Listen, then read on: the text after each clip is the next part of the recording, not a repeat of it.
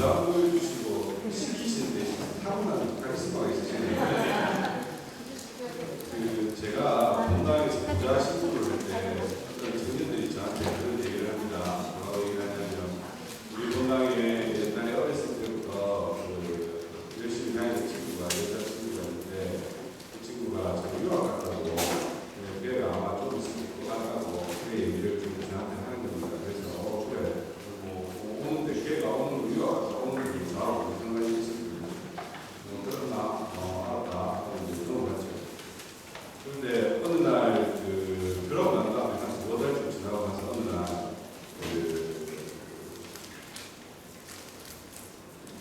저녁에 평일 이사인데 이사를 마치고 난 다음에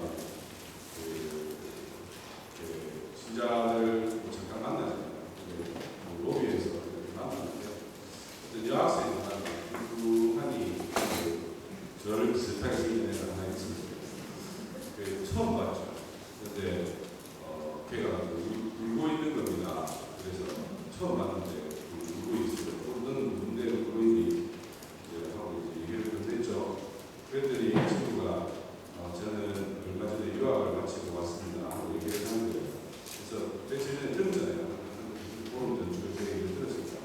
제가 그냥 하나를 울고 있기 때문에 다른 여자친구하고 같이 울고 있었는데 제가 살짝 안아줬거든요. 많이 꽉 안아주고 살짝. 그래서 너였구나. 너 얘기 들었다. 아이 반갑다. 그래 고생 많았겠구나. 어깨를 두드려줬습니다. 근데 얼마 후에 또 다른 여학생 하나 만났는데 저한테 유학 갔다가 온다고 했던 그 친구가 이 친구입니다. 소개를 시켜줍니다. 제가 알아보면 딸이었는데 근데 저는 걔가 걔인 줄 알고 그냥 아이고 고생 많았구나 하고 알아줬었는데 그 친구는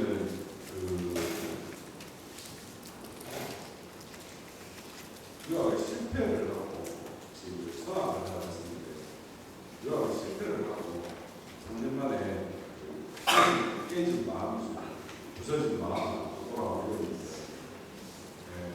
지가 어릴 때 다니는 성장이니까 아무 생각 없이 와서 이사를 하고 이사를 마치고 눈물 흘리고 있는데 처음 보는 고생스러운 우리 고혜정에 따르면 안착함 또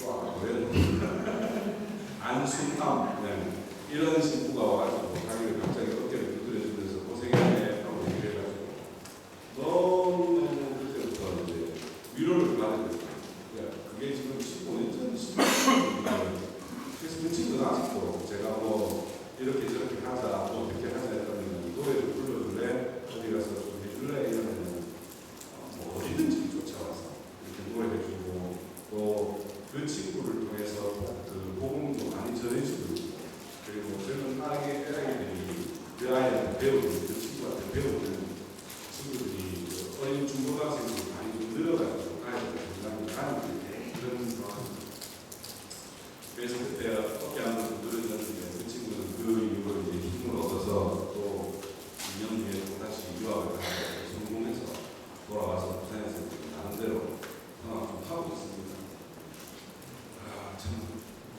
저는 그때 생각하면 내가 왜 그랬지? 그런 생각들을 좀 많이 하는데 어제 위기를 주교님이 얘기를 쭉 해드렸는데 위기를 아까 불 끄셔야 되겠죠. 잘 모르겠죠. 위기를 주교님이 얘기를 해드렸는데 위기를 주교님이 중국 본토로 이제 페낭에서 출발해서 돌아오시잖아요. 그래서 어제 본토에 들어가시기 전에 본토에 마지막으로 들어가고 거기에서 다른 주교님들을 만납니다. 근데 자기 소속의 주교님도 아니고 다른 소속의 주교님인데 이 주교님이 얼마나 따뜻하게 선교사들을 맞이했는지 자기가 먹을 것도 자기가 입을 것도 다 내어주고 그리고 선교지로 떠나는 친구들에게는 그 누구라도 안녕하면서 있는 것 없는 것 다 털었었거든요. 그래서 불의를 주교님이 그 모습을 보면서 오히려 이렇게까지 나한테 주면 이 주교님이 뭘 먹고 사냐고 걱정할 정도로 그런 그 주교님이 걱정하지 마시고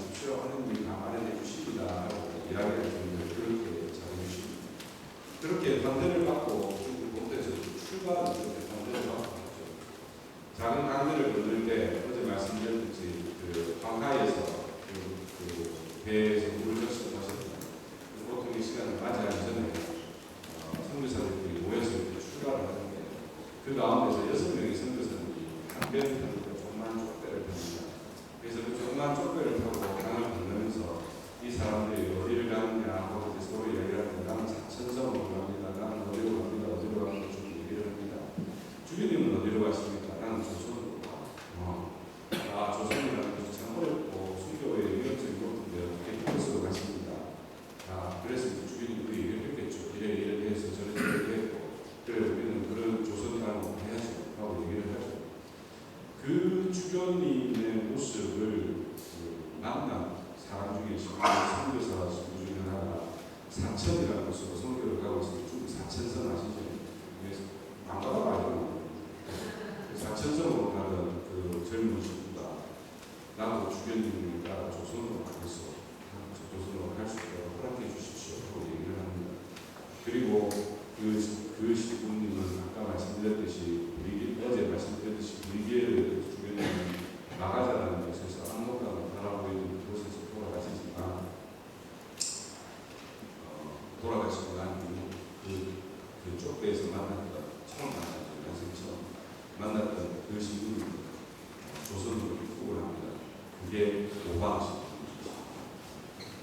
만일에 그때 주교님을 만나지 못했다면 오방신부님이 이 땅에서 순교를 안 하셨을 때고 조선으로 안 오셨겠죠. 그런데 오방신부님도 여러분 아시다시피 오방신부님이 얼마나 위대하시고 순교하십니까? 정말 아름다운 모습으로 신자들이 잡혀 죽어가는 것을 보시면 자수한다라고 가서 적게 되죠. 그 모방신부님이 마가자에서 우리 주변이 돌아가신 그 순간에 마지막에 지키고 그리고 나서 돌아갔어요. 두 사람이 같이 가는 건 아닙니다. 그분이 따로 가서 조선을 향해서 갔는데 마지막 마가자에서 만나고 주변이 너무 아프시고 힘드시다는 이야기를 듣고 주변이 종교적으로 그 얘기를 하죠. 그리고 주변이 비참한 마지막에 비참한 장례식까지 처리해드리고 묻어드리고 조선으로 돌아오고 그 이후에 100년이 지나고 난 다음에 우리 브리기에르 주교님의 교회가 들어오죠. 제가 말씀드리는 것은 그 얘기를 드리고 싶은데 아침에 그 얘기 드리는 것은 다름이 아니라 우리는 인생에서 누구를 만나느냐가 정말 중요한 것 같고 어떤 만남이냐가 중요한 것 같습니다. 제가 이걸 가지고 한 시간 정도 입강을 하는데 그 이야기를 좀 드리고 싶습니다. 어쩌면 여러분들과 제가 만나는 것은 그런 하나님의 이것도 일종의 섭리겠죠. 근데 저와 여러분이 만나는 게 아니라 지금 옆에 계신 분들과 서로 만나게 되는 것, 다른 협의회와 만나게 되는 것, 이것도 마찬가지죠. 여기에는 또 제주 본토가 저는 상상하기에 오늘 여기 오시는데 98%는 제주 본토 분들이라고 생각했는데 아닌 것 같더라고요. 타지에서 살다가 제주에 모여서 함께 오면서 여러분들의 만남 어떤 만남에 따라서 달라질 것 같은데 제 생각은 예를 들면 어깨를 두드려주고 너였구나 하고 만나는 그 만남이 될 수 있을 것이고 브리기에르 주교님과 오방신부를 만남처럼 인생을 뒤바꿔버리는 만남일 수도 있을 것이고 또 어떤 만남은 서로에게 정말 최악의 경우도 있을 수 있을 겁니다. 여하튼 간에 우리는 이 자리에서 여러분과 제가 그리고 서로 만났습니다. 우리가 서로 만나서 나중에 이제 두 번째 시간에 말씀드리겠지만 어떤 인생을 살게 될지 우리의 선택인 것 같습니다. 그런 의미에서 옆에 계신 분들 잘 알겠지만 아침에 피곤도 하시고 하니까 서로 손 한번 잡아주고 어깨 한번 주물러주면서 만나서 반갑습니다. 인사를 하시죠.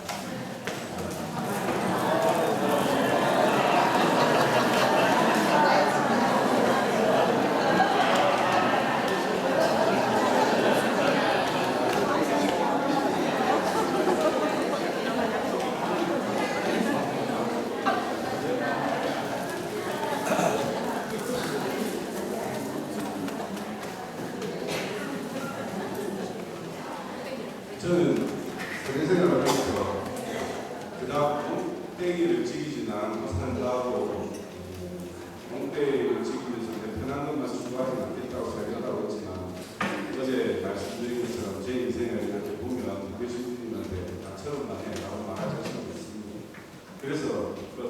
이야기를 보면서도 저 복사기 원서도 갖고 싶겠다, 담고 싶다라고 얘기했는지 모르겠습니다. 그래, 우리는 어떤 모습으로 앞으로 살아가게 될지는 잘 모르겠지만 우리가 서로에게 힘이 되어주고 용기가 되어주고 그리고 우리 인생에서 뭘 그렇게 크게 할 수 있겠습니까만은 우리가 그렇게 살아가면 좋겠습니다.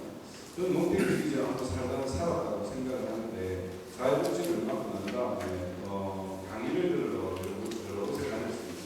그러니까는 학교를 다닌 건 아니고 사회복지의 선배들이 하는 이야기를 들으러 현실도들이 또 진짜가 아닌 그냥 강좌를 들으러 다니고 사회복지를 근데 저하고 동갑인 어떤 여자 선생님이 있었는데 그게 한 7년 전, 아니 5년 전이죠. 제가 이걸 맡은 게 6년입니다.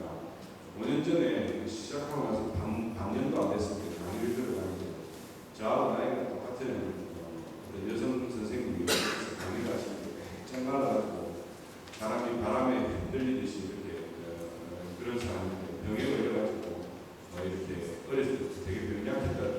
근데 되게 그 사람이 열심히 살고 사회복지에서 선두주는 사람이에요. 그 사람이 강의를 하는데 내가 나이가 이제 40대 중반이 됐는데 40대 중반이 된 지금 나는 열심히 인생을 살지 않는 사람을 만나고 싶지 않습니다. 라고 그래도 유일하게 또 그래가지고 저희가 좀 슬프게 얘기하면서 혼자 세우고 생각했죠. 근데 그 말이 저한테 이제 가슴에 탁 튀었죠. 그래놓고 그분이 그러더라고. 뭐라고 하냐면 왕관을 쓰려고 하면 왕관의 이별을 던져야 된다. 들어보셨을 거예요. 그 이야기를 하면서 우리 강의를 했다. 그래서 제가 먼저에 그 말이 가슴에 탁 찍혔어요. 나도 그렇게 살 수 있을까? 아니 저는 그렇게 살지 못합니다. 왜냐하면 친구로 살면서 내가 사람 바라면서 만날 수 없잖아요. 그런데 내가 내 인생에 말을 걸 때는 그렇게 얘기를 합니다. 너는 너의 인생을 지금 살고 있는 지금 이 시간의 인생을 소모하고 낭비하고 있지 않으니까 정말 너는 내 인생에 대해서 최선을 다해서 사는 사람들만 만날 수 있는 자격이 있다. 그 질문을 저에게 던지죠. 그런 의미로 본다면 최선을 다한다는 것이 막 부지런히 움직여야 되고 일을 많이 해야 되고 이건 아닌 것 같습니다. 고민하고 고뇌하고 연구하고 스스로의 삶을 찾아가고 그래야지 오래 사는 보람도 있는 거고 삶을 제대로 산다는 보람도 있는 것이죠. 그 이야기를 하면서 내가 만나는 이 사람들에게 나는 어떤 만남을 주고 있는가, 나는 이 사람에게 어떤 만남의 존재이라고 한번 좀 고민하면서 사는 것.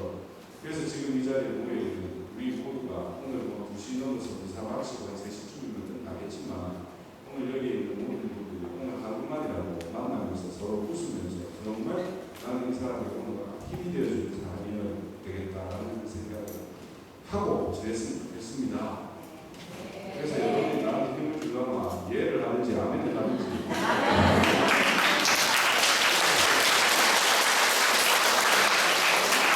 어제 그 3G 중에서 누군 남았는데 백광수 수녀님이라고 이름이 루미네 피스테 백클맨이 이 독일 사람이라서 그래서 이름이 백클맨이 백씨가 됩니다. 지금 현재는 아시아에서 8년부터 사무직을 수행하고 있습니다.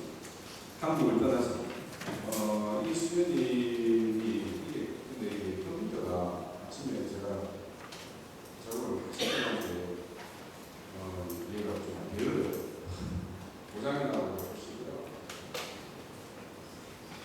여기 사진 보시면 아까 그런 젊었을 때 수녀님 모습이고 지금은 저기 오른쪽에 있는 사진은 3주 전에 찍은 사진이에요. 많이 늙으셨는데 근데 너무 예뻐요. 연세가 73인가 하시는데 너무 예쁘시고 좋아. 왼쪽에 젊었을 때 25년 전에 수녀님의 모습입니다. 이 수녀님은 부산에 한창마을이라는 곳이 있는데 이곳에서 사셨습니다. 근데 이 수녀님 원래 언양성당이라는 곳에서 성당에 수녀로 있었는데 언양성당이 시골이거든요. 그래 여기가 너무 신자들이 공소에 너무 힘들고 어렵고 그러니까 이 양반이 와서 공소에서 신자들 만나서 살면서 같이 즐겁게 살다가 그 사람들에게 도움이 되고자 독일에 가서 또 원래 간호사였거든요. 간호도 공부하고 그리고 한국에 왔어요. 그리고 다시 와가지고 한국에 사는데 안창마을이라는 곳에 우연히 갑니다. 안창마을에도 어제 말씀드렸던 아미동 못지않은 곳입니다. 지금도 안창마을이라고 부산에 잘 모르는 사람들이 더 많을 정도로 그런 곳입니다. 그런데 수녀님이 25년 전에 저기를 가신 거예요. 그리고 거기서 사람들과 어울려 삽니다. 어떻게 사느냐 하면 그 동네에 정신 조금 나간 아저씨, 그 다음에 지체에 불편한 아저씨, 아줌마들, 그리고 알코올 중독자들, 갈 데 없어가 죽을 수 있는 노숙자들 모아서 살 수 있는 곳을 만들어주는 겁니다. 그리고 그 안에서 사시는데 거기서 살다 보니까 예수님이 살다 보니까 너무 안타까운 게 아이들을 낮에는 엄마 아빠가 전부 다 일나가고 다 없으니까 아이들을 돌봐줄 사람이 없는 거죠. 어제 얘기 드렸던 최수연 도민들과 같은 거죠. 그래서 그 아이들을 모아놓고 돌봐주기 시작을 하는 거죠. 그리고 그 아이들을 모아놓고 공부를 가르쳐주기 시작하는 거죠. 그러다 보니까 아이들을 모아놓고 데리고 살다 보니까 한 놈, 두 놈, 세 사람, 네 사람, 그리고 5분, 6분 일어나는 거죠. 내가 왜 한 놈, 두 놈이라는 어제도 그런 얘기했지만 한 놈, 내 자식처럼 한 놈, 두 놈 데리고 살지. 근데 이게 사람이 되죠. 그러다가 이게 귀한 분이 되는 거죠. 그래서 저기 보면은 사진 속에 왼쪽에 있는 사진 속에 보면은 저 어른 빼고 수녀님 빼고 아이들 12명이 있는데 저 12명의 아이들을 데리고 삽니다. 12명의 엄마가 되주는 거죠. 지금 말씀드린 것처럼 그런 어려움에 빠져 있는 사람들도 도와주고 저 아이들의 엄마가 되죠. 12명의 아이들을 쌍둥이가 엄마가 맡겨두고 가면 하나는 앞에 안고 수녀가 저 모습 그대로 안고 하나는 등에 매는 거 아니고 업고 제가 빼놓았어요. 업고 안고 이러면서 저 아이들 12명을 키우는 거예요. 그러면서 저기에다가 공부방을 만들어서 또 아이들이 수십 명의 아이들이 모여와서 낮에는 수녀님이 해주는 밥을 간식을 먹고 저기에서 공부를 하고 집에 저녁에 돌아가요. 저 때는 공부방이라는 말도 없었고 지역 아동센터도 없었고 사회적으로 누가 도와주는 사람 하나도 없었습니다. 근데 수녀님은 저기서 그렇게 젊은 수녀, 다른 수녀와 함께 20년을 넘게 살아가기 시작하는 거죠. 20년이 아니죠. 17년, 16년 정도를 살게 되시죠. 제가 그때 수녀님이 저 공부방을 하고 그룹홈이라는 걸 할 때 그런 말도 없을 때였죠. 제가 신학생 때 어제 최수연 도미니카 찾아가셨다고 해서 저기로 갔었어요. 근데 저기로 가서 제가 봉사를 한창만 부산에 있는데 처음이네 라고 신었어요. 오늘 버스 내리고 한참 산길에 올라가서 갔는데 집에 이제 들어가니까 이 알코올 중독자 아저씨가 이렇게 누워 있더라고요. 그래가지고 만나고 얘기도 좀 하고 필요한 거 있으면 도와주고 뭐 이렇게 하면서 하루를 지내는데 우리 신학생이 몇 명 갔었는데 몇 명 신학생 갔다고 수녀님이 어서 오라고 한 명의 인사도 없어요. 왔어요? 그러고 수녀님이 막 자기 일 하는데 나는 그때 그 뒷모습이 그러니까 지금으로부터 저기 23년 전의 모습이거든요. 제 기억 속에 있는 게 이 비닐봉다리 같은 거, 그다음 장바구니 같은 거 들고 아를 하고 일하고 산 부탁길을 골목길을 가는 그 모습이 있는 거예요. 나는 그때 그런 생각을 했어요. 와, 저 수님 제가 기억하시는데 저기에서 보면서 와, 저 수님 화장실은 어떻게 갈까? 이 생각이 좀 들더라고요. 왜냐하면 화장실 완전 이제 옛날 화장실이 저 사람은 서양 분이잖아요. 근데 저 분이 내가 화장실 가보니까 너무 힘들더라. 그래서 저 수님은 어떻게 살까? 나 하루는 살겠는데 어떻게 저렇게 살까? 하고 생각을 했던 기억만 있어요. 근데 그분이 백광수 수님인지 그때는 몰랐어요. 그런데 어제 내가 우리 사회사무국에 책 만들다고 했잖아요. 법인에서 책을 만들고 있는데 한번 조사를 하는 것 중에 이제 유민혜 수님이 걸림. 그래서 수녀님이 함께 안 계시기 때문에 그냥 자료만 모아가지고 쭉 일어났어요. 그래 이 수녀님이 떠나고 난 다음에 거기 구에서 이 수녀님이 너무 그 마을에 한창 마을에 아름다운 일화들을 많이 남기셨기 때문에 조그마한 기념관을 만들어줬어요. 대단하죠. 구에서 그걸 만들어줬다.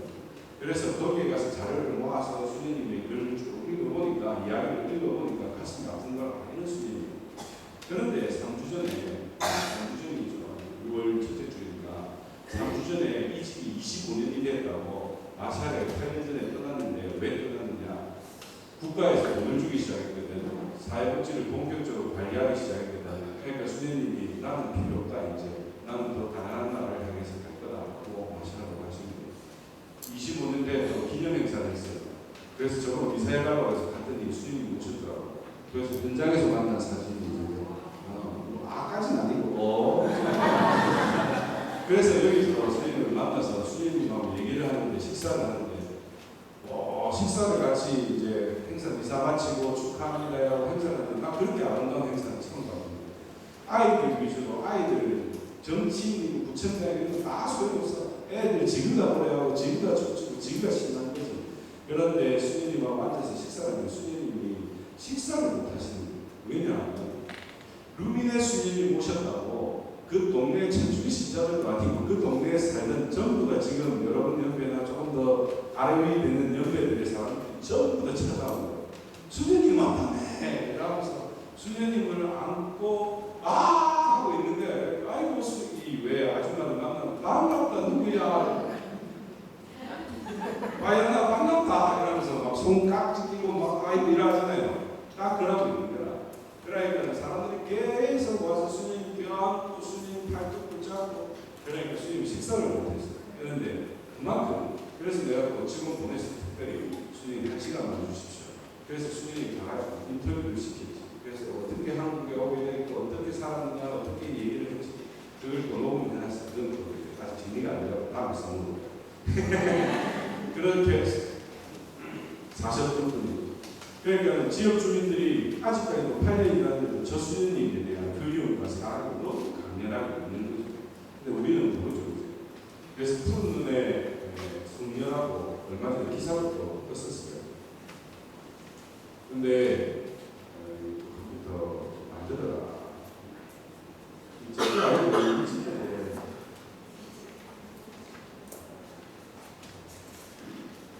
그러니까 성능이 별로 안 좋고 그런다. 어떻게 된다. 말 안 들으면 마음이 뭐한다.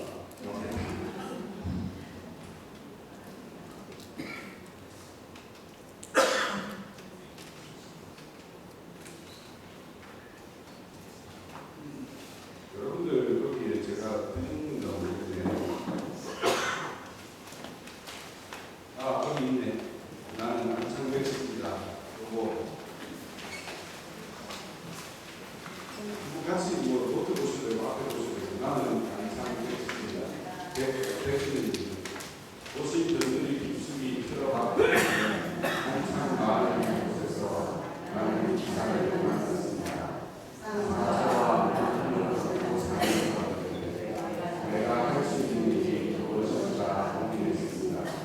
부모가 들어가야 안전하게 아이들에게 엄마가 되어주는 것, 누군가의 힘들이 아이들에게 선생님이 되어주는 것, 우리들의 집 공부방을 같이 간 한창고 아이들, 지금은 하얀 어린이가 되어주지요.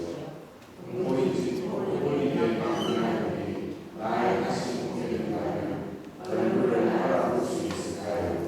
이 그분의 빛을 알아볼까요? 먼 이들에서 온 나를 가족처럼 품어주는 한창 마을, 그곳에서 내가 할 수 있었던 일은 그저 하나님의 씨앗을 심어주는 것뿐이었습니다.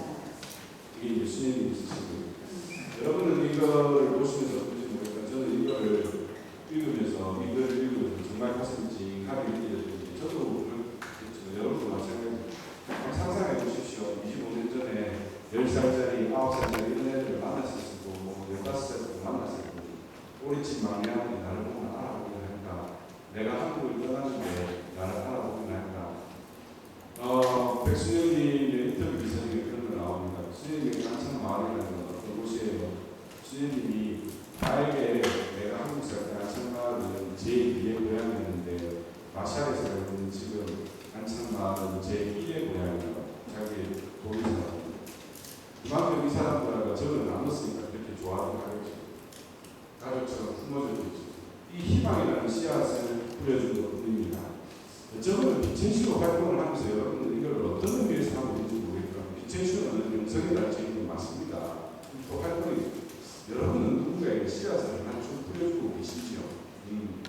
여러분이 모르지만 여러분은 아마 씨앗을 뿌리셨을 겁니다. 저도 뿌렸고 그런데 그 씨앗이 어떻게 자라고 있는지 모르고 씨앗을 뿌린 줄도 그렇다면 이제 우리 한 번쯤 해볼 수 있는 거죠.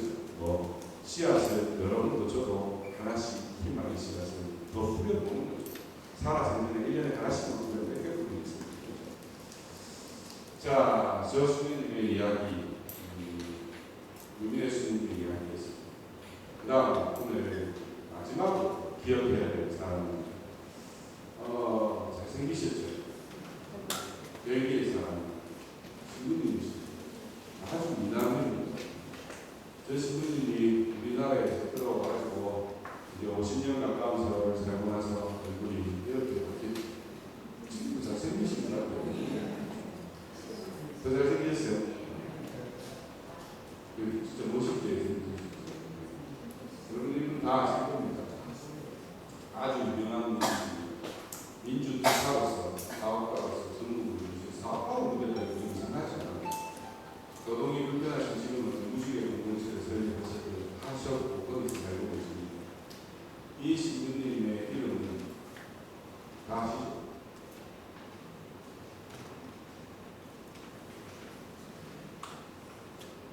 지정한 피자로 들어오셨습니까? 지정한 피자를 못 들어보실 수도 있지 뭐 듣는다고 표현하잖아요. 네, 지금 들어봤잖아요. 뭐 거짓말로. 지정한 피자라고 하는데 여러분 정한 치즈라고 들어보셨습니까? 힘실 치즈라고.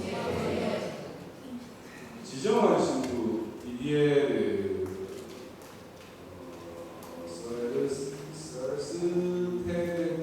벨기에 출신의 1959년에 한국에 입국하신 신부님. 제가 이 신부님 이야기를 해드리겠습니다. 이 신부님 이야기가 되게 재밌어요. 책으로 지정한 신부라는 책이 있는데 또 안 끝나네요. 이 신부님 얘기 드릴게요. 신부님이 벨기에 귀족 집안의 출신입니다. 귀족 집안의 출신인데 삼남 영가에 대해서 막내이십니다. 그래서 이 신부님은 부모님이 되게 검소하셨는데 귀족 출신인데도 불구하고 그래서 항상 부모, 누나, 형님들이 쓰고 남은 걸 이렇게 얻었어야 됩니다. 그래서 형들이나 누나가 자전거 타고 멀리서 실컷 놀는 것 때문에 나도 끝에서 자전거를 탈 수 있을 만큼 그렇게 교육을 받았다는 거죠. 이 세상에서 가장 맛있는 음식은 지금 네 앞에 있는 음식이 결코 버려서는 안 된다라고 부모님이 가르쳤대요. 그래서 귀족 집안인데도 불구하고 굉장히 검소하게 살았던 집안인데 그런 만큼 했는데 자기 어렸을 때 꿈이 우편 배달부가 꿈이었다는 거죠. 왜? 맨날 자전거 타는 게 부러워가지고. 그랬던 분이 어느 날 성소를 받게 되는 거예요. 그리고 성소를 받게 되는데 자기가 고등학생처럼 됐었을 때 영화 보러 갈 때 옛날에도 우리나라에도 그랬지만 대한뉴스 있었잖아요. 그때도 저 나라도 무슨 뉴스가 세계 소식 같은 그런 게 있으니까 뉴스를 보여줬어요. 그때 우리나라에 전쟁이 났다는 사실을 알고 그 사람들이 한국이라는 나라를 처음 들은 거지. 그런데 그때는 자기가 신부가 되겠다는 생각이 별로 없었던 때라 우리나라 사람들이 저렇게 힘들게 사는구나 코리아나 이런 처음 들었대. 그런데 이 양반이 나중에 내가 신학교를 가야 되니까 하고 신학교를 입학을 하게 됐어요. 그리고 신학교에 가서 공부를 하고 있다가 내가 선교사를 해야 될까 말아야 될까 어떻게 할까 하고 갈등과 고민을 하기 시작하는 거죠. 그래서 갈등과 고민을 하고 있는데 이 신부님이 신학교를 다니다가 옛날에 우리나라 국무총리가 아니고 국회의장이지 이도상 씨라고 저는 기억 안 납니다. 저는 모릅니다. 이도상 씨라고 장병화 주교님이라고 마산교구의 초대 주교님이 유학 중이셨대요. 네, 이호선 씨도 굉장히 열심히 하니까 그런 신자라는 분이 알고 있죠. 그래서 같은 루벤에서 대학을 해서 만난 거지.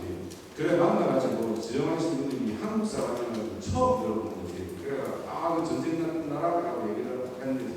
자기는 어디로 갈지 아프리카로 갈지 한국으로 갈지 아프리카로 선교를 갈 거다 이라는 그 이호상 씨라고 장병화 그때 주교님이 아니라 신부님 그러지 말고 한국 가라고. 한국 진짜 아름다운 나라고 진짜 좋은 나라고 사람들이 그렇게 착할 수가 없고 막 자랑하는 거야. 그러니까 지신부님이 그래요. 그러면서 근데 한국말 배우기 어려울 것 같아서 안 되겠는데 한국말 너무 쉽대. 그래 책에 보면 그래 되겠어. 꼬시겠어요. 그래서 지신부님이 홀딱 넘어가가지고 그래 내가 한국 가겠어 하고 결심을 하는 거야. 그런데 아프리카로 가는 것은 자기 나라를 쓰기 때문에 어려움이 없는데 한국말을 배워야 된다. 그래서 내가 한국 가겠다. 부모들이 난리가 난 거지. 그거 하지 말고 아프리카 가라. 그래서 자기는 고집 피우고 나는 한국 가겠다. 한국이 더 어렵대. 이러면서 가겠다고 고집 피우고.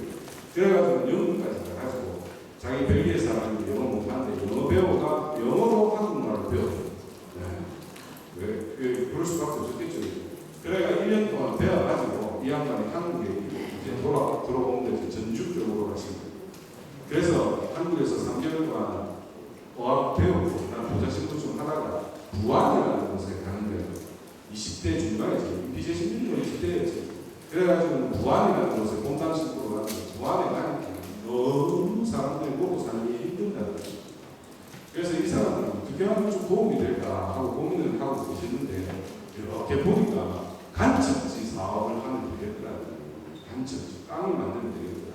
부안여자중학교가 빵을 가지고 있는데 간척지로 충분히 만들 수 있겠는데 아무도 안 사용하고 부안여자중학교 가서 우리가 혹시 여기 땅에서 쌀이 나면 이 반 줄게 학교에다 반 주고 장학금을 주고 우리 먹고 살 수 있도록 하면 좋겠는데 땅 개발 좀 하면 되겠나 허락을 받고 간척 사업이라는 생각조차도 우리나라 사람들이 잘 못하는 그 시대에 1950년대 말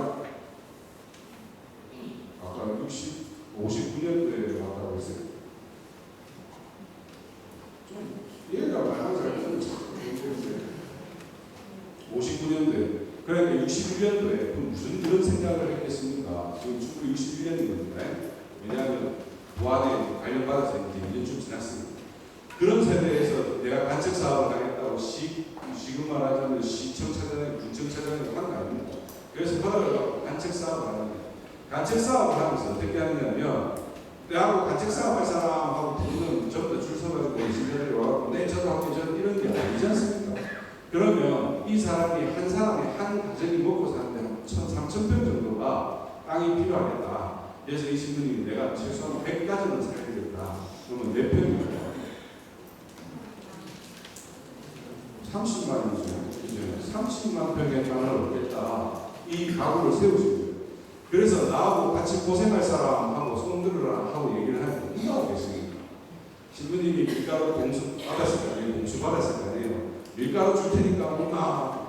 밀가루 내가 이거 줄게 오나. 밀가루 성당에서 나눠주라고 오면 그거 다 모아가지고 그거 일하는 사람한테 주면서 일을 시킨 거예요. 같이 한 거죠. 그래가지고 그 땅을 개간을 한 거예요. 30만 평. 그래서 100가구에게 3,000평씩을 나눈 거예요. 여러분 생각해 보십시오. 대단하지 않습니까?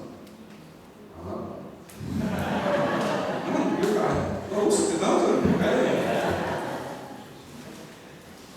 3,000평 한 가구에 30만 평을 기초해서 나눈 지금 돈이 없으니까 식복사도 안 데리고 살고 자기가 음식도 제대로 못 해먹고 살면서 그 젊은 나이에 그 땅을 개간하는 거죠.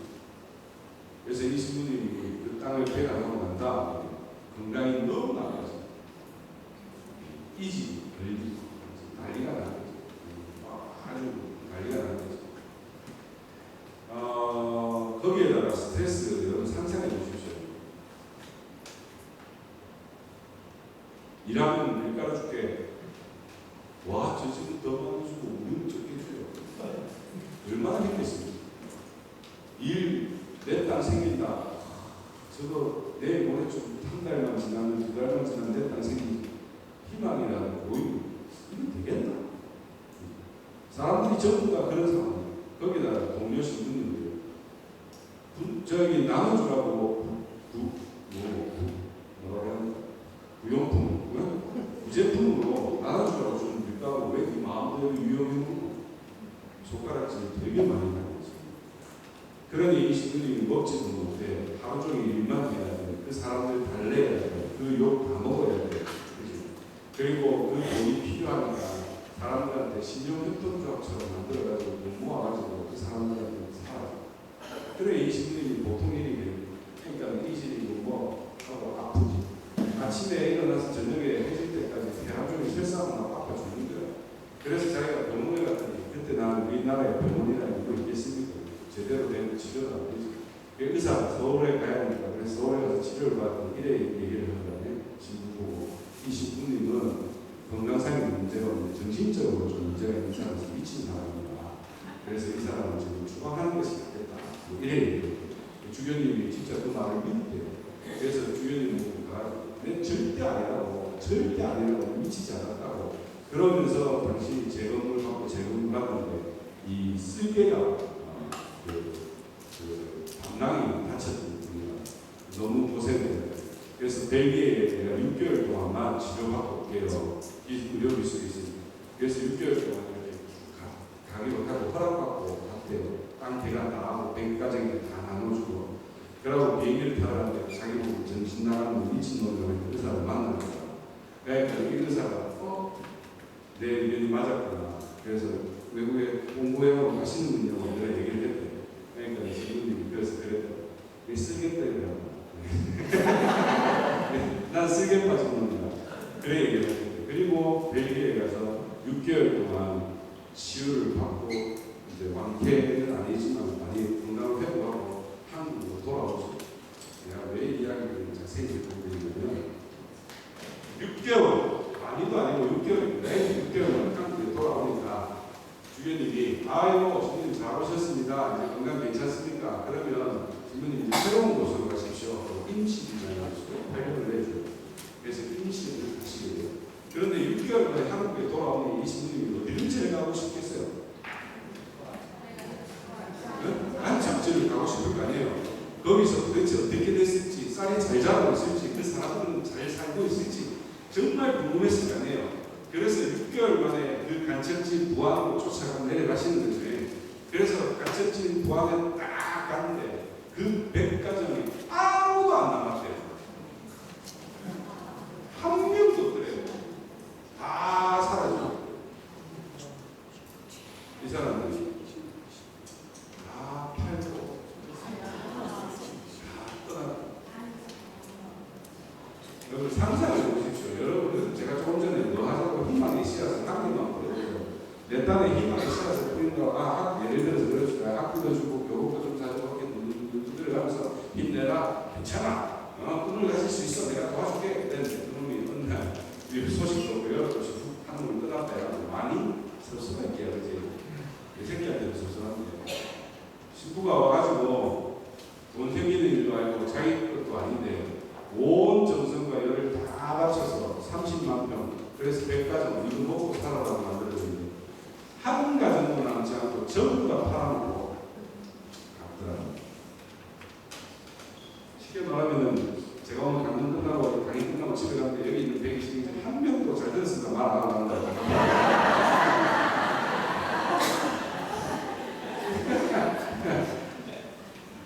얼마나 상처가 되겠어요. 그죠? 이 젊은 나이에 신부님들 외국인이 진짜 표정이 임실로 돌아가는 차 안에서 눈물을 흘리면서 신부님 따지는데 다시는 한국인들의 세계에 있어서 그렇게 개입하지 않는 것. 그리고 임실의 주임 신부가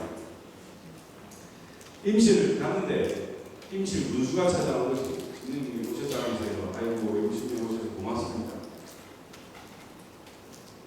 임실 문수가 신부님한테 했죠.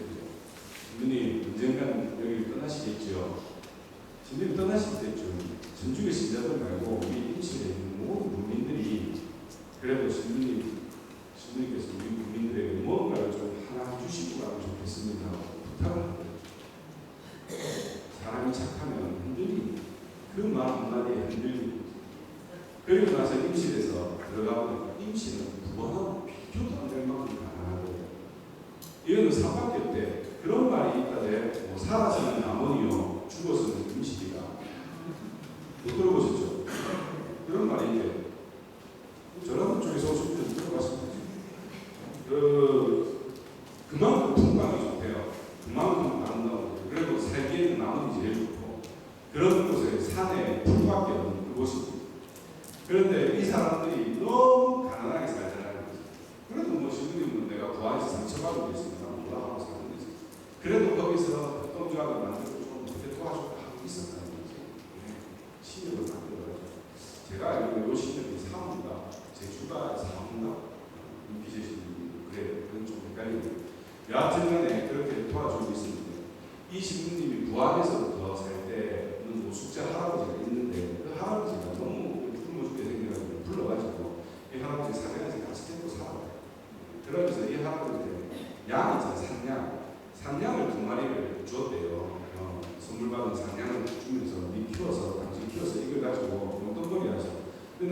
모르겠는데 그때만 해도 1970년대 초 60년대 말이니까 그때만 하더라도 우리나라 사람은 우유 같은 데 이런 거안 먹었다대. 못 먹었지. 없어서 못 먹고 먹을 줄 몰라서 못 먹었지. 그런데 그때 병원 같은 데서는 우유, 산양 우유나 소우유 같은 거 그걸 갖다가 이렇게 받아서 환자들한테 줬대요. 그 영양식으로. 그래서 그거 산양에서 젖 짜가지고 그거 병원에 갖다 파는 재미가 서로 참았다는 거지. 그래서 그 노숙자 할아버지가 그거 산양을 그렇게 파는데 이제 임실에 데리고 온 거예요. 그래서 임실에서 같이 사는 거지. 그런데 임실에서 사는데 어떤 젊은이가 하나가 왔더래. 신부님 안 계시는데. 그래가지고 할아버지 내한테 이 산양 한 마리만 파세요. 그렇게 얘기하는 거예요. 그래서 신부님 어떤 젊은이가 와서 자꾸 팔아가는데 어떻게 할까요? 할아버지 거니까 할아버지 마음대로 해. 하는 게 했겠지. 저라도 하겠지. 그러니까 이 할아버지가 알았다. 그러면 얼마만 팔까? 그러니까 신부님 5,000원 받아라. 한 마리 5,000원 받고 팔아라. 그래서 젊은이가 왔대. 5,000원에 판다. 그러니까 그 젊은이가 3,000원밖에 없는데 제발 나한테 팔면 안 되니까 팔면 간절히 5,000원 아니면 안 된다. 그래서 그 젊은이가 돌아갔다는 이야기를 듣고 신부님이 도대체 그 아이가 왜 그런가 하고 가는 거지. 그래서 그 젊은이를 수소문해서 가서 집을 찾아가고 집을 찾아가니까 산 뒷탈대에 오두막이 하나 있고 거기에 돼지 똥을 비롯하여 온갖 거름을 냄새에다가 근데 거기에서 그 거름똥 가운데서 젊은이 하나가 일을 하고 있더라고요. 그래서 신부가 가서 신부님이 가서 이분 자는 뭐 하나 알아야 되는데 왜 그렇게 그 산양을 달라고 하나 얘기를 하면 너무 이 가난이 싫어서 나 열심히 살고 싶어서 이 거름을 쳐서 콩나무라고 길어서 내 생각하라고 그렇게 얘기를 하는 거야. 신부님이 그 모습에 감동을 한다. 젊은이 산양을 주는 거지 그 말이야. 그리고 난 다음에 이 젊은이가 신부님 왜 유럽의 농부들은 잘 사는데 우리는 이렇게 찢어지게 가난합니까? 어떻게 해야 됩니까? 하고 신부님을 매달려야 되는 거죠. 그리고 나서 자기 또래의 젊은이들을 모아서 어떻게 하면 이 가난을 벗어날까 고민을 하더라고요. 그래서 이 지정한 신부님께서 그러면 이거 사제관 가서 회의하고 논의하고 얘기를 하는 거예요. 그래갖고 12명의 예수님하고 12명의 젊은이들이 모이는 거예요. 진짜 대단하죠 그 사람들도. 그래 모여서 회의를 하면서 우리가 어떻게 하면 잘 살 수 있을까 얘기를 하고 하는데 방법이 없는 거죠. 그래서 지정한 신부님 자기는 아무 상관없이 그래서 사제관 빌려줬으니까 거실에서 지금 얘기했을 때 신부님은 방에서 책 읽는 척하고 있었는데 귀에 자꾸 들어왔을 거 아닌가. 그러니까 대화하고 괜히 한번 직접 끓인 거지. 그런다. 그럼 뭐 어떻게 얘기를 하다가 그 쭉하게 간연을 해요. 그럼 임실에는 산이 많고 풀이 많으니까 그러면 위에서 산양 기르자. 그래서 산양을 길러서 우리가 그 우유 젖을 얻어가지고 팔자. 한번 해볼까? 그러니까 합시다. 그래서 얼마 전에 산양 협동조합을 만드시는 거예요. 그래서 산양을 한 마리씩 두 마리씩 새끼 낳으면 자꾸 기르고 해갖고 임신이 그래서 산양 바다가 된 거예요. 젖이 나오니까 어떻겠어요? 돈이 막 들어오는 게 아니라 팔 필요 없어요.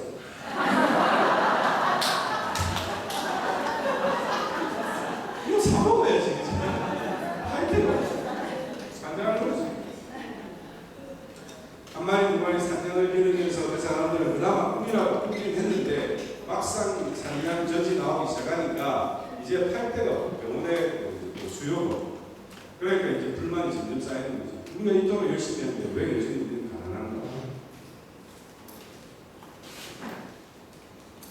3년쯤 지나고 난 다음에 산양 사업을 하고 3년쯤 지나고 난 다음에 이 신부님들은 어떻게 해야 됩니까? 이 전 남아도 젖을 어떻게 해야 됩니까?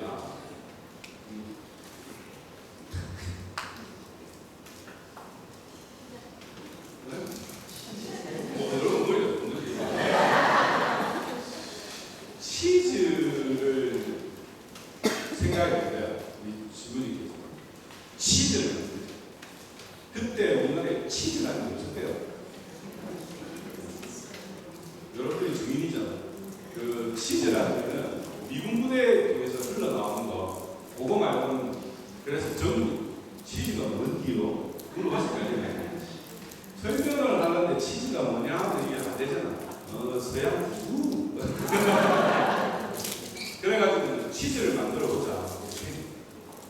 그래가지고 이 신부님이 장에 가가지고 비누값을 사온 거야. 비누값을 사온 거야. 그래가지고 비누값을 사오고 자기가 막 할 수 있는 다 구해가지고 치즈를 만드네. 근데 이 치즈를 만드는데 기술이 필요한데 어떻게 했는데 치즈가 잘 만들어졌네. 신부님이 벨기에에서 한국에 올 때 자기는 치즈를 별로 안 좋아하는 사람이라 지정하신 분. 그래서 치즈를 벨기에 있을 때도 잘 안 먹는 사람인데 누가 선물로 치즈를 만드는데 응고제가 필요하대요. 한 병 준 거 있는데 그게 어떻게 집에 딸려왔는데 그게 생산자가 있더라네. 그러다가 그걸 좀 넣어가지고 어떻게 하다 보니까 치즈가 된 거야. 우와 이게 치즈구나. 자신 있다. 이래가 그걸 들고 서울로 간 거야. 서울로 가고 치즈 이거 호텔 찾아가지고 이거 외국인들한테 파는 중간 도매장에 가서 치즈 맛 좀 보세요. 우리 맛있네. 괜찮네. 이래 된 거야. 자신 있게 야 나 이제 이거 만들어서 팔면 되겠다. 근데 재수가 딱 한 번만 만들어지면 그 다음 다 만들어지는 거야. 실패. 아무리 노력을 해도 계속 실패하고 치즈 썩으면 나오고 그런데 먹을 수도 없고 그래갖고 그 산장젓으로 만들어가 실패하면 돼지밥 주고 또 실패하고 어떻게 한 달, 두 달이 아니고 3년 동안 계속 실패하는 거야. 미치겠네요. 12명의 사회협동조합의 그 멤버들 그리고 그걸 보고 또 따라한 사람들 그 사람들이 전부 다 원망과 원통과 분노를 누구한테 다 쏟아붓고 해가지고 말이야. 오히려 우리 망해보게 생겼다. 에이! 이러면서 그만했겠어요. 신부님이 3년 동안 버티다 전도 안 되니까 치즈 학교라는 학교는 전 세계에 있는데 다 편지를 씁니다. 기술자들 보내주십시오. 치즈 어떻게 만드는지 보내주십시오. 그러니까는 거기서 이렇게 만들면 됩니다. 답장이 왔는 거야. 답장을 보고는 도저히 모르겠다. 기술자들 보내줄 수 있겠습니까? 그러니까 기술자가 근데 우리나라에 여기까지 올라오면 어떻게 했어요? 돈 줘야 되겠죠. 그래갖고 얼마면 됩니다 하고 얘기하니까 비행기표 사줘야죠. 뭐 해가지고 신부님이 자기 부모님한테 편지 쓰는 거지. 부모님 2,000불 필요해 보내줘. 지금 잘 살았죠. 비중처럼. 부모님 2,000불만 주면 돼. 그래갖고 그 돈 가지고 비행기 태아가 와가지고 치즈 공장에 가고 조그마하게 엄마김치에 가고 그 데리고 왔어. 치즈 기술자가 왔을 때 어떻겠습니까? 되는 거지, 그치? 모든 사람들이 희망이 그런 거지. 치즈 기술자가 한국에 도착해서 신부님을 만났는데 신부님이 왜 저를 오라고 하셨습니까? 우리 임신이라는 것을 나는 뭐 어떻고 저떻고 얘기를 해줘. 이 사람은 치즈 공장에 한 달 일하는 사람.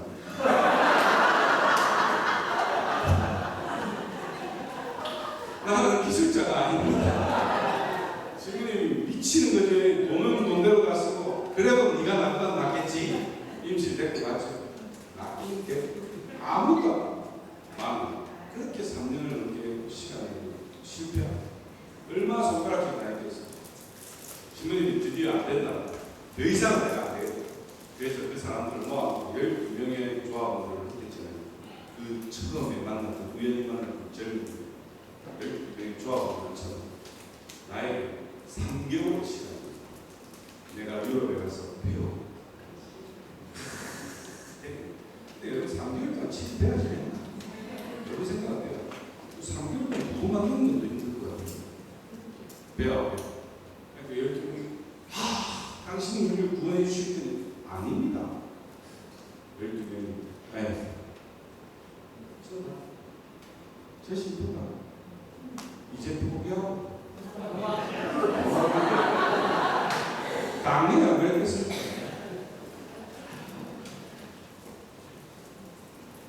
반드시 돌아오겠습니다. 3개월. 외국인 고생이랑 상담한테 어쩔 수 있나? 아무리 손가락질을 지정하시는 분이 갑니다. 프랑스거든요. 그리고 치즈 공장마다 쫓아다니고 간의 수공업 한다는데 막걸리 노래를 찾아오는지 간의 수공업 하는 데 찾아오는지 치즈 어떻게 만드는지 배우고 이 집 가서 배우고 저 공장 가서 배우고 그리고 그걸 못해서 줄이 써놔서 프랑스에서 배우고 그러고 와서 자기 나라 벨기에에 들어가서 벨기에 이 공장 저 공장 가서 그걸 다 배우고 누가 쉽게 가르쳐주겠습니까? 맛집도 한참 텔레비에 나와서 우리 집만의 비밀 소스 이런 거 하면 안 보여주잖아. 누가 가르쳐주겠어요? 근데 신부가 이 짓을 하고 다니니 누가 그치? 이태리에 가가지고 가르쳐줄 수 없어.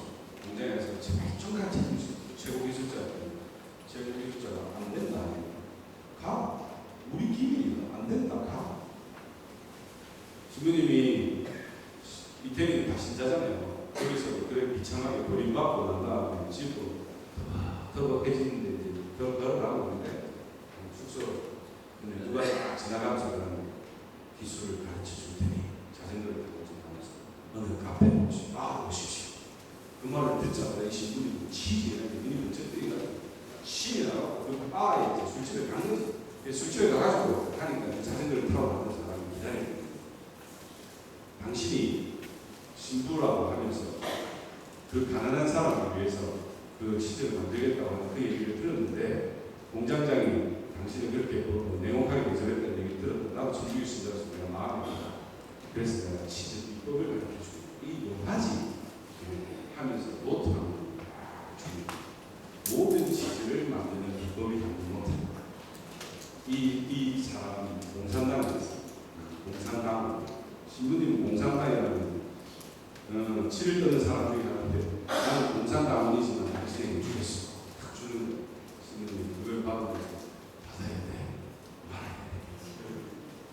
후회하고 딱 3개월 만에 한국으로 돌아오다. 영화도 영화.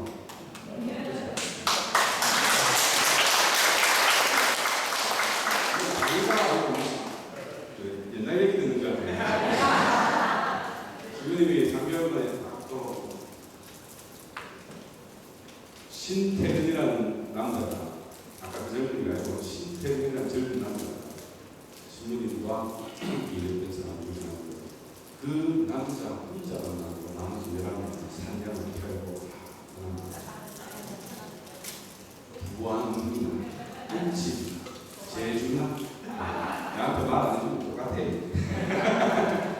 그래서 다 떠나고 신태근이라는 사람은 혼자 신태근이라는 사람은 신부님은 돌아올 거라는 믿음이 있었고 반드시 오실 거예요. 나마저 떠나고 나면 신부님은 어떻게 하라고 혼자 지키고 신부님이 온갖 도구라고 다 사들고 치즈 노트 2번이나 생겼잖아요. 그죠? 거기에다가 모든 자신감까지 신호까지 마치고 왔으니 얼마나 신나. 오자마자 신태근을 붙잡고 우유 가져와. 젖소 가져와서 빨리 젖소 가야 되고 상장점 가져와서 와야 돼. 나머지 거 다 불러놓고 있어. 신태근은 눈물을 흘리고 있는 나 혼자. 내일쯤 되면 내가 지정한 시기쯤 되면 일단 나는 유럽에 배워간다. 일단 내가 부안에서 개척 사업 했고 일단 내가 여기서 산장 키우라고 안 했어요. 그리고 친구 내가 자꾸 우유라고 마시라며 하고 말지. 그 정도 배신도 안 했으면 안 하지. 그런데 그 신태근의 손을 붙잡고 얘기하는 건 모두 얻을 수 있는 만큼 다 얻어오시고 그리고 마치 치즈를 대한민국 1호 치즈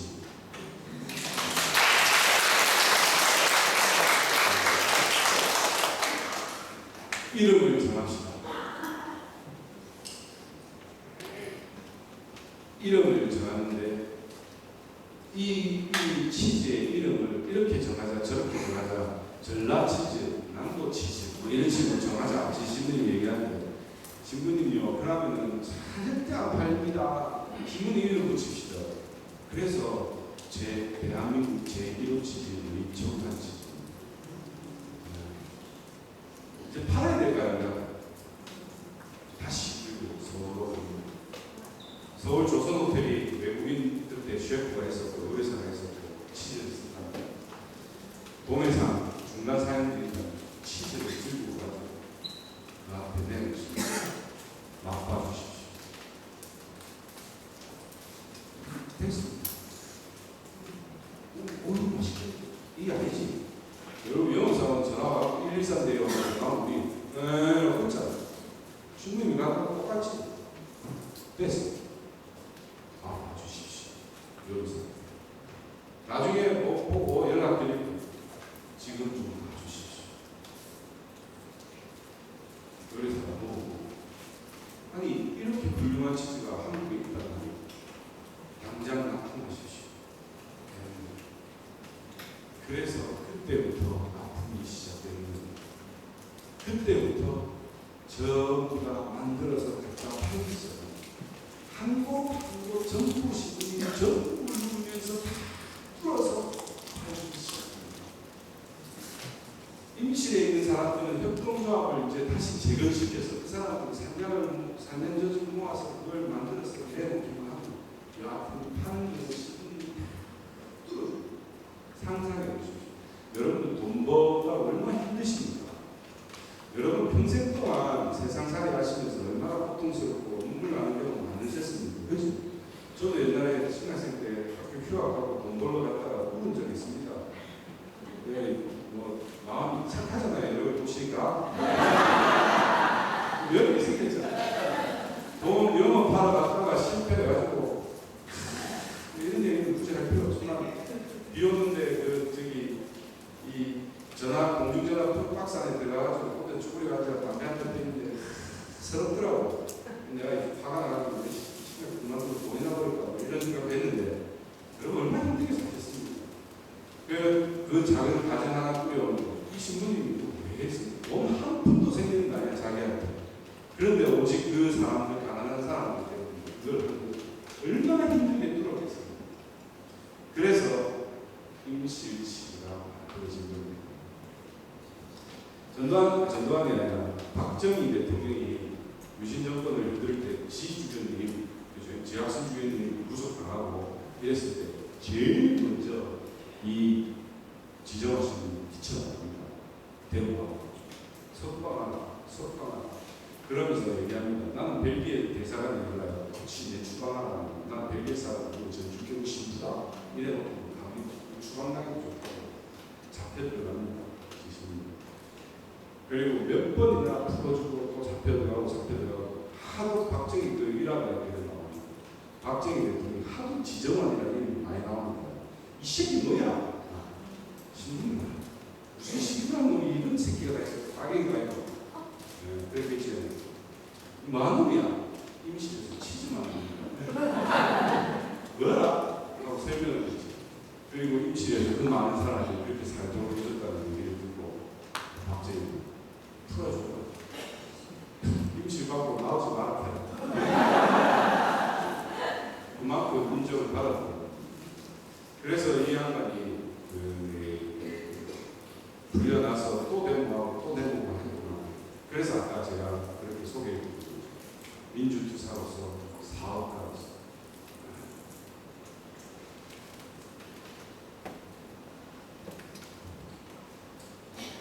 그렇게 살다가 신부님이 병을 맞습니다.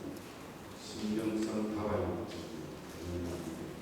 신경이 마비되고 이제 아파서 제대로 움직이지 못하는 병에 걸리시죠. 신부님은 다시 벨기에로 요양을 가게 됩니다. 벨기에로 요양을 가게 되면서 이미 가기 전에 모든 문명, 임실 취지에 대한 모든 문명과 권한을 전부 다 거기 협동조합에 갔다 오고 그냥 자기는 이제 치자고 아무 관계 없어. 한국 사람한테 다 줬어. 그리고 이제 한국에 다시 돌아오고 불편한 장애인 아까 휠체어 보셨죠? 장애인 몸에 대해서 한국으로 돌아옵니다. 주교님께서 신부님에게 명령하십니다. 신부님 몸이 불편해지셨네. 장애인 사업을 신부님 하면 될까요? 좋습니다. 그리고 나서 장애인 사업을 하는데 한국에서 이제 그때 당시에는 이제 지체 장애인, 전진 장애인 갈 데가 없으니까 그 사람들은 연경부하고 봉사자 신부님이 같이 삽니다. 그러면서 살고 있고 치자하고 이제 완전히 끝났어. 임실치자하고 이제 완전히 끝났어. 임실치는 자기 협동조합을 만들어서 자기들끼리 잘 먹고 잘 살아야 안 된다. 신부님이 그 핏땀 흘려서 만들어 주봐야 욕심들이 있어서 안 되는 거야. 여기다 IMF 맞아갖고 더 안 되는 거야. 코피 터지는 거야. 귀청귀청한 거야. 그럴 때마다 신부님 도와주십시오. 난 관계없다. 도와주십시오. 안 되는 거야. 그런데 찾아와. 장애인들하고 살고 있는 찾아와서 신부님 피자를 만드는 데는 치즈가 새로운 모짜렐라 치즈가 필요하고요. 신부님 그거 만들 수 있도록 좀 해주고 신부님 이름으로 지정한 피자를 만들면 안 될까요? 하고 얘기를 합니다. 신부님 안 된다 했죠. 난 신부인데 그런 짓 하면 안 된다. 안 된다. 그런데 그 사람이 끝까지 매달리는 살려주십시오. 살려주십시오. 그러면 우리는 어떻게 하죠? 이맘대로 해야지. 이라고 마치 나타나야 되죠. 신부도 그런 거죠. 이맘대로 허락받았다고 생각하고 그 사람들이 가서 만든 피자가 지정한 피자예요. 되게 슬픈 거지. 신부는 우리 상표에 장사하는 게 신부님은 그래놓고 이 공동체 내면을 해서 살다가 그 후에 도움으로 조금 큰 집으로 이사를 하고 그러고 조금 더 큰 집으로 이사해서 시설에 2개를 만드는 무지개 공동체. 그 무지개 공동체라는 것을 만드는데 거기에서 이제 수십 명의 장애인들을 모아놓고 사는 거죠. 신부님은 그 장애인들을 사는데 절대로 용납하지 않으셨다. 그래서 장애인들이 전신마비장애인, 숟가락조차도 들 수 없는 사람들이 주변 그 신부님한테 욕을 하고 난리를 지르겠다는 거예요. 왜냐하면 너는 할 수 있다. 끝까지 훈련시킵니다. 그래서 그 일화 중에 하나 보면 체조 선수인데 목뼈가 부러진 사람, 여자가 목뼈가 전신마비가 되는 그래서 손가락도 움직이지 못하고 그 여자는 할 수 있다. 20대의 젊은 아이는 할 수 있다. 끝끝내 이렇게 세워요. 그리고 그 사람을 결혼시켜줍니다. 남자는 남자도 마찬가지입니다. 숟가락 못 들는 사람은 내가 특공대원다는 나한테 무슨 짓을 이렇게 하느냐 하면서 불평했던 사람을 이렇게 세워서 걸어나가게 해줍니다. 그 신부님은 그 일화가 자기가 그렇게 생각해요. 밤에 잠들기 전에 물을 많이 마십니다. 다발성으로 휠체어를 타고 계십니다. 물을 많이 마셔가지고 새벽에 일찍 깨서 그리고 나서 장애인을 돌고 새벽에 혼자 돌아갑니다. 그만큼 정말 온 정성을 다해서 장애인들을 돌보면서 살고 있었어요. 우리 그 협의회가 있는데 장애인 협의회가 있는데 제가 사회사무국장에 와서 보니까 수석하고 설 때면 항상 이렇게 김을 한 박스씩 회원들한테 주더라고. 그래서 왜 주는데? 옛날부터 그냥 줬대. 왜 옛날부터 줬는데? 이유가 있을 거 아니에요. 그냥 줬대. 그래서 내가 2년쯤 지나고 나서 안 줬어요. 왜 줘야 되는데? 왜 줘야 되는데? 안 주니까 어떻게 되겠어요? 김영만 노사로 그 무슨 새끼 그 돼지 같은 놈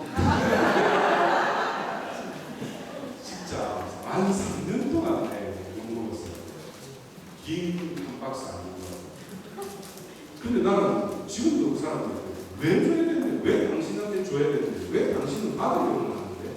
왜 당신 스스로 안 일어나는데?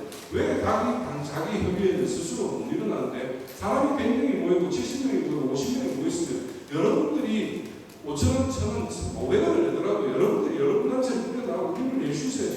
왜 맨날 교회에서 해달라고 하는데 왜 기 하나 안 줬다고 그랬는데 끝까지 반항하는 거지. 난 착하니까. 그래서 그 사람들한테 그렇게 얘기를 하는데 그 사람들은 금방 힘든 거예요.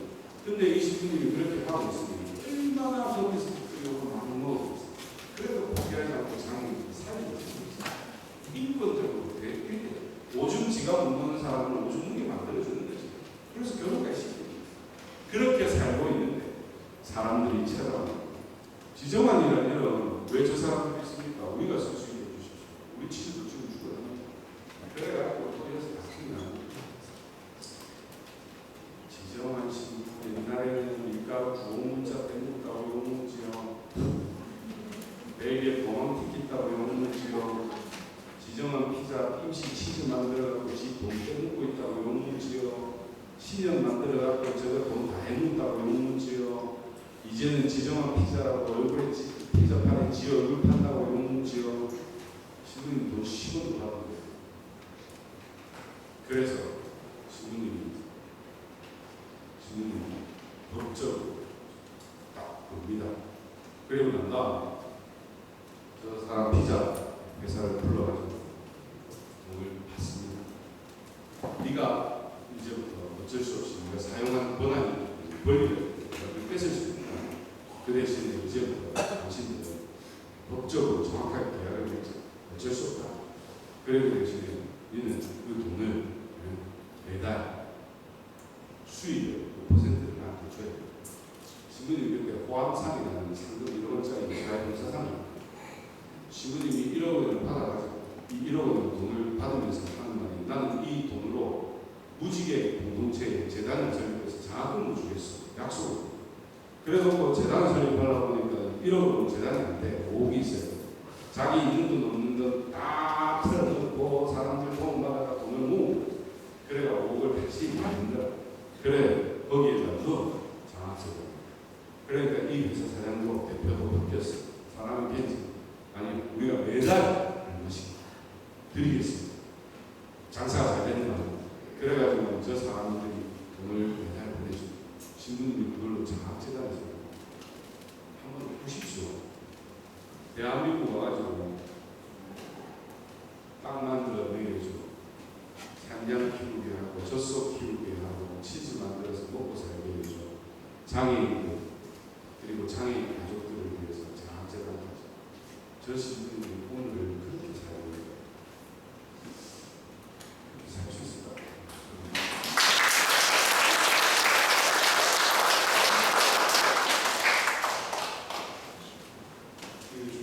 저 살 수 있을까요? 이제 나오나 모르겠는데 여러분들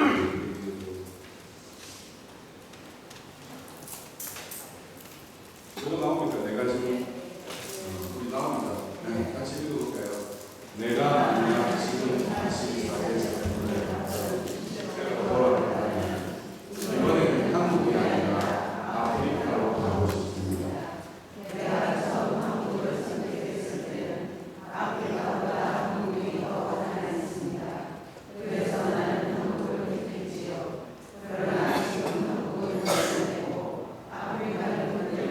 그것이 가능해졌습니다.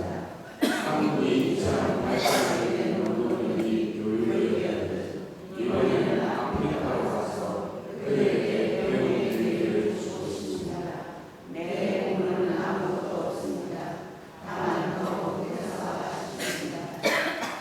솔직하게 제가 제 마음을 읽어드리면 내가 만약 지금 다시 사제서 품을 받은 20대로 돌아가면 신학교를 만들 것 같습니다. 이거 이 정도로 보통적으로 보편적인 사제생활을 하는 것도 진짜 힘들고 아니 내가 왜 그랬을까? 노출이 없었던 거 아니라고 오해가 될 때가 있는데 건강하게 진짜 없네. 그렇게 안 믿으시겠지만 이 신부님 내가 20대로 돌아간다는 건 지금 아프리카로 가요. 왜? 거기서 더 해주고 싶다. 다음 돈이 오시면 지금 20대로 돌아가면 뭐하고 지금 앞으로 나실 거예요. 소아로이시오 이빛의 신부님 아까 루미네 주님이 이제 한국에 내가 필요 없구나 마시아로 가자. 더 가난한 곳에 가면서 찾아가죠. 그러면 그 주님이 뭐 하십니까? 내 본문은 아무것도 없습니다. 다만 더 못해서 아쉽습니다. 이렇게 얘기해도 되겠습니까? 이 지금 몇 사람 몫을 살았고 몇 사람 몫을 이렇게 얘기해도 되겠습니까? 그런데 잊혀지는지 시간 내가 들어가서 아시겠습니까? 시간